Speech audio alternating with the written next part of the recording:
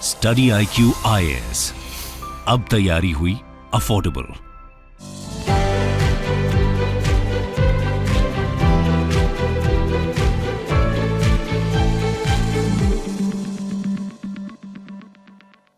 नमस्कार दोस्तों, कल देर रात को एक बड़ी खबर सामने आई है। आपको पता होना चाहिए कि IMF के अकॉर्डिंग भारत की जो इकोनॉमी है पूरे विश्व के अंदर वो है आपका 6ठे स्थान पर। लेकिन कल रात को खबर आई है कि हमने यूके को पीछे छोड़ते हुए now India has become the 5th largest economy in the world. अब आपके मन में कई क्वेश्चन आ सकते हैं, क्योंकि 2020 में भी आई थिंक आपने सुना होगा कि भारत ने यूके को पीछे छोड़ दिया। तो ये मामला क्या है, वापस से हम कैसे यूके को पीछे छोड़ना है, इसके बारे में हम डिटेल से समझेंगे। काफ़ी कुछ जानने को है, चलिए आगे बढ़ते हैं। लेकिन उसके पहले ध्यान रखिएगा दोस्तों, यूपीएससी का फाउंडेशन बैच आप ज्वाइन कर सकते हैं हमारे वेबसाइट और ऐप पे जाकर eight a very affordable rate. Just 19,000 में आपको ये पूरा कोर्स मिल जाएगा अगर आप कोड इस्तेमाल करते हैं अंकित लाइव। इसके अंदर कई फीचर्स आपको दिए जाते हैं, 900+ आवर्स ऑफ लाइव टीचिंग मिलती है, नोट्स दिया जाएगा, आंसर राइटिंग प्रैक्टिस कराई जाती है, वीकली रिवीजन टेस्ट होता है, MCQ बेस्ड लर्निंग, प्रीलिम्स के स्पेसिफिकली कई सारे कदम लिए जाते हैं ताकि आपका क्लियर हो सके, और एक मेंटर भी दिया जाता है ताकि कोई दिक्कत है, प्रॉब्लम है,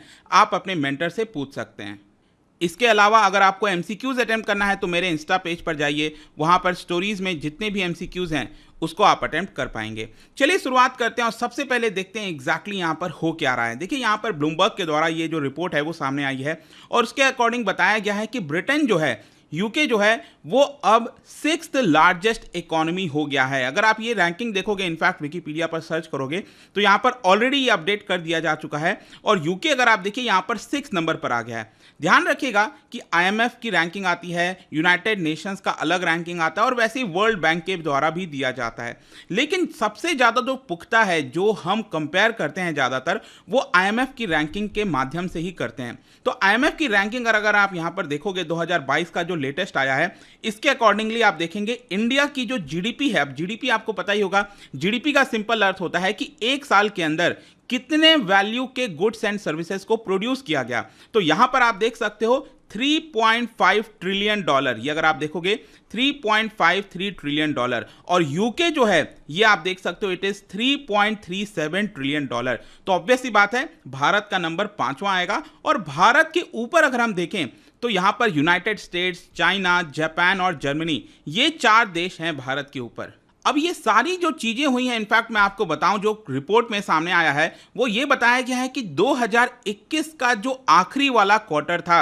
अब देखिए क्या होता है कि यूके या फिर US के अंदर, ज़्यादातर वेस्टर्न कंट्रीज़ के अंदर जो फाइनेंशियल ईयर अपनाया जाता है वो होता है 1 जनवरी से लेकर 31 दिसंबर के बीच में।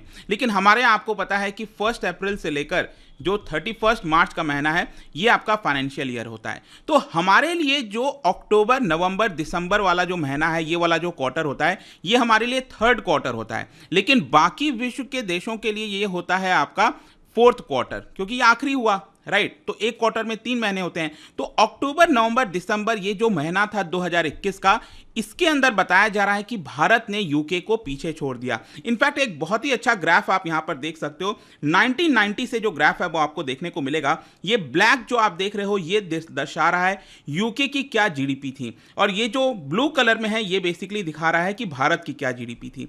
इनफैक्ट यहां पर अगर आप देखोगे ध्यान से, ये फाइनेंशियल क्राइसिस आया था 2008 का, जो फाइनेंशियल क्राइसिस कहते हैं।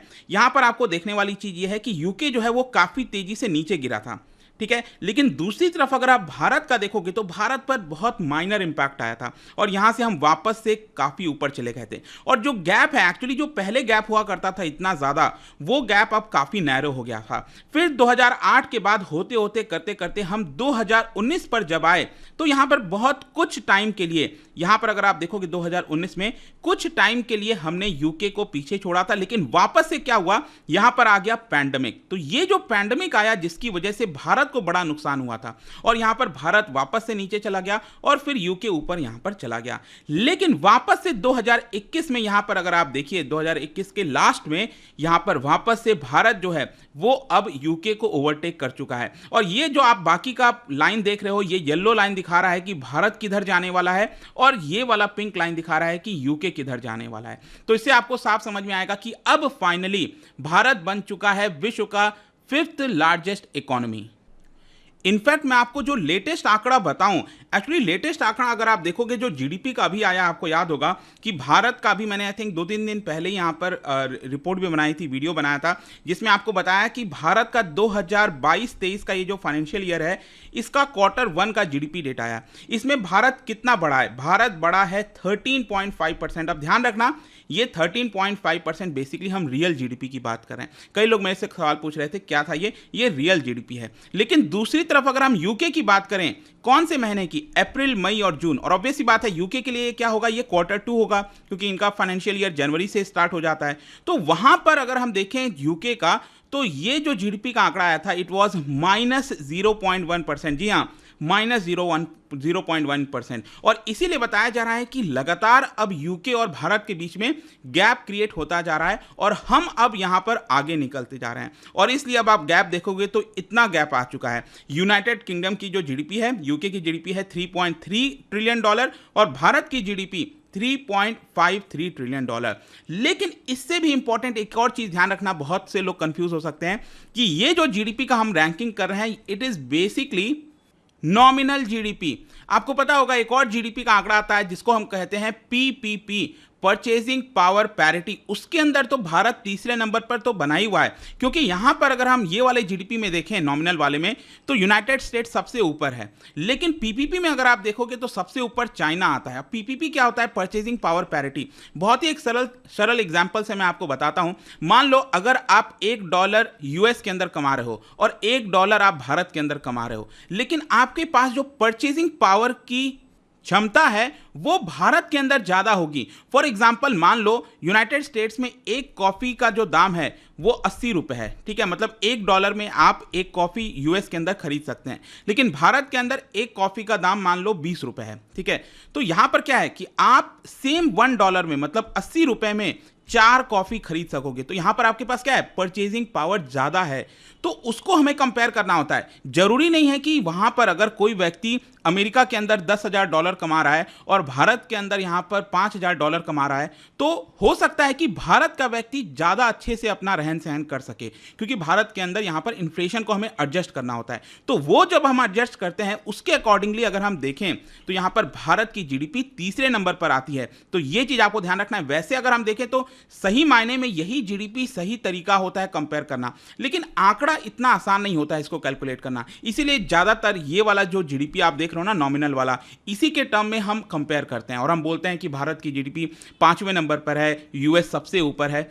इस तरह से सारी चीजें चला करती हैं। लेकिन इसके अलावा भी मैं आपको एक और इंटरेस्टिंग चीज बताता हूं। आपने रिसेंटली सुना होगा भारत का जो रुपी है डॉलर के मुकाबले वो डेप्रिशिएट हुआ है, लेकिन बाकी के करेंसीज अगर आप देखोगे तो वो और ज्यादा डेप्रिशिएट हुए हैं। मैं यहां पर आपको कंपेयर कराता हूं कि जो यूके की करेंसी क्या है, वो है pound sterling. Pound sterling UK की करेंसी है।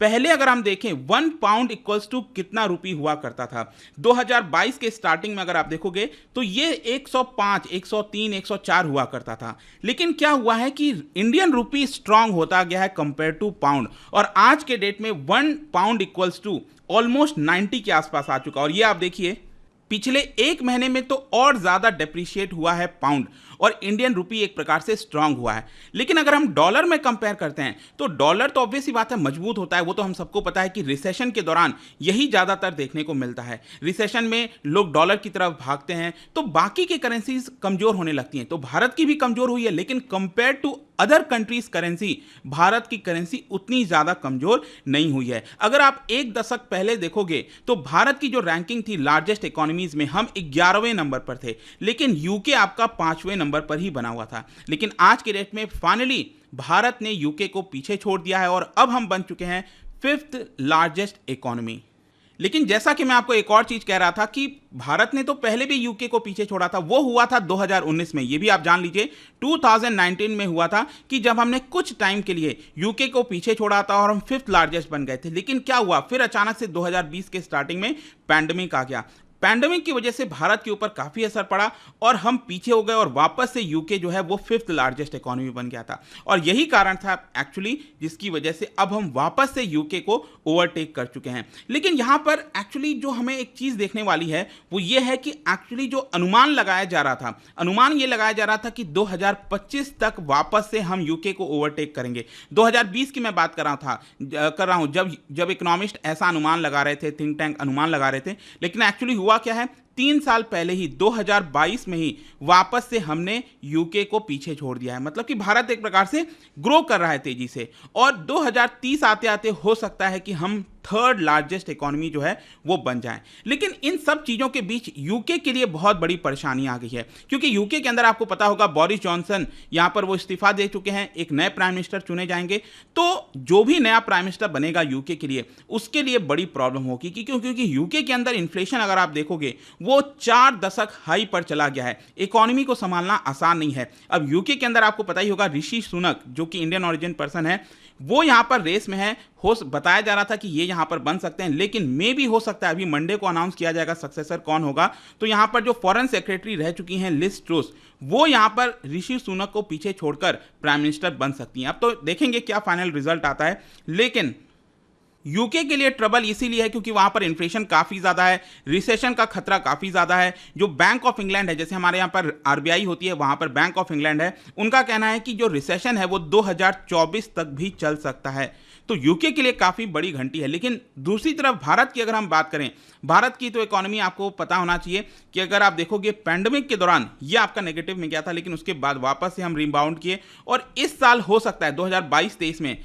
लगभग 7% के आसपास रहने का अनुमान है। वो तो देखने वाली बात होगी एग्जैक्टली हम कितना होते हैं नहीं होते हैं। लेकिन इसके अलावा भी मैं आपको बता दूं कई सारे ऐसे कमेंटेटर्स हैं, जैसे मैकेंजी के जो सीईओ हैं, उनका अभी लेटेस्ट यहां पर बयान आया है कि भारत सिर्फ इस दशक का ही नहीं, मतलब कि 2021 से लेकर 2030 का ये जो पूरा 10 साल चल रहा है, सिर्फ इसमें ही नहीं पूरे सेंचुरी में भारत जो है वो इमर्ज हो सकता है एज नंबर 1। क्योंकि उनका कहना है कि भारत के पास कई सारे पोटेंशियल है, हमारे पास वर्किंग पॉपुलेशन है। 2047 आते आते 20% वर्किंग पॉपुलेशन भारत के अंदर होने वाली है। मल्टीनेशनल कंपनीज यहाँ पर अपने सप्लाई चेन को वापस से कर रही हैं और भारत लाने की कोशिश कर रही हैं। डिजिटल स्केल पर जिस तरह से हम काम कर रहे हैं, ये सिर्फ इंडियन इकोनॉमी के लिए नहीं, पूरे विश्व के लिए बड़े मात्रा में काम आने वाला है। तो यहाँ पर देखेंगे क्या हुआ। लेकिन फाइनली कंक्लूजन में हम ये कह सकते हैं, देखो कंक्लूजन यहां पर ये निकलता है कि अगर हम टॉप स्पॉट की बात करें तो पहले बताया जा रहा था कि चाइना जो है वो यूएसए को 2033 में ओवरटेक करेगा। लेकिन एक्चुअली अब बताया जा रहा है कि 2028 में ही चाइना यूएस को ओवरटेक कर लेगा। और हम भारत जो है, भारत जापान को पहले बताया जा रहा था कि 2030 तक ओवरटेक करेगा और हम 3rd लार्जेस्ट इकोनॉमी बन जाएंगे। लेकिन मे भी हो सकता है हम 2028 आते आते 3rd लार्जेस्ट इकोनॉमी बन जाए। अभी तो हम 5th लार्जेस्ट बने हैं, देखना होगा कि कब तक 3rd लार्जेस्ट बन पाते हैं नहीं बन पाते हैं। जब भी होगा ऑब्वियसली बातें बनेंगे, कितना टाइम लगता है ये मैटर करता है। तो ये पूरा वीडियो था दोस्तों, आई होप कि इसके बारे में सब कुछ आपको जानने को मिल गया होगा। जाने से पहले एक इंटरेस्टिंग क्वेश्चन, क्या बता सकते हैं कि which of the following items are excluded from GNP measurement. यहाँ पर जो ग्रॉस नेशनल प्रोडक्ट होता है उसमें से हम किन किन चीज़ों को एक्सक्लूड कर देते हैं, हटा देते हैं। इसका राइट आंसर आपको पता ही है, मेरे इंस्टाग्राम पर तो मिलेगा ही, वहाँ पर अगर आप नहीं हो कोई बात नहीं, टेलीग्राम से भी ले सकते हैं इसका सही उत्तर। मैं कई सारे जो MCQs हैं वो यहाँ पर स्टोरीज में डालता रहता हूँ। बाकी अगर आपको PDF चाहिए तो टेलीग्राम पर आइए, अलग अलग सोशल मीडिया पर आप जुड़ पाओगे। और जैसा मैंने बताया यूपीएससी की तैयारी अब आप कर सकते हैं by using the code Ankit live at a very affordable rate. I hope कि वीडियो आपको पसंद आया होगा। मिलता हूं आपसे next time. Till then thank you very much, see you soon. Study IQ IAS, अब तैयारी हुई अफोर्डेबल।